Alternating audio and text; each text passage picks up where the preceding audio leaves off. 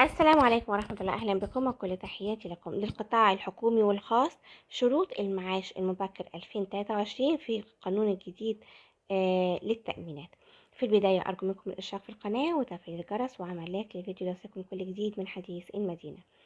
قانون التأمينات قام بتحديد مجموعة من الشروط الواجبة للأشخاص العاملين في القطاع العام لكي يحصلون على المعاش المبكر، وبيكون من أهم الشروط دي قانون التأمينات الجديد للمعاش بينص على شرط اشتراك الشخص في تأمينات الشيخوخة وتأمينات الوفاة والعجز، وهي بتتيح للمشترك الحصول على المعاش بنسبة 50% من دخل التسوية اللي حصل عليه بالآخر، ونسبة لا تقل عن 65% من اشتراكه في التأمين من التاريخ اللي حصل فيه على المعاش.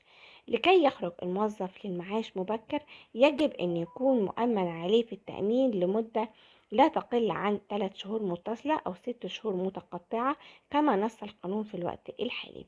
بيتم الموافقة على الخروج العامل على المعاش المبكر إذا كانت مدة اشتراكه في التأمين 20 عام، وعند شهر يناير للعام 2025 بترتفع إلى 25 عام. شروط الحصول على المعاش المبكر لموظفي القطاع الخاص. بتوجد مجموعة من الشروط المخصصة لموظفي القطاع الخاص للحصول على المعاش المبكر، واللي حددها قانون التأمينات الجديد، وبنص على ما يلي. لخروج الموظف على المعاش المبكر يجب وصوله لسن 50 عام في الفترة التي قام فيها بتأدية خدمته في مقر العمل. يتواجب عدم وقوع عليه إجراء تأديبي. مدة الاشتراك في التأمينات بيشترط ألا تكون أقل من الحد الأدنى للمعاشات.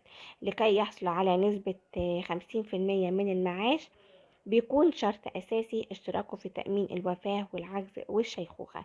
القانون الجديد بينص على تجاوز الموظف عمر 55 عام وتجاوزت مدة اشتراكه في التأمين 20 عام، بيتم عمل لتسوية جميع حقوقه. بيتم إضافة لها ال5 سنوات الإضافية لكي يتم إنهاء خدمته. في النهاية لكم مني كل التحية، دمتم في رعاية الله والسلام عليكم.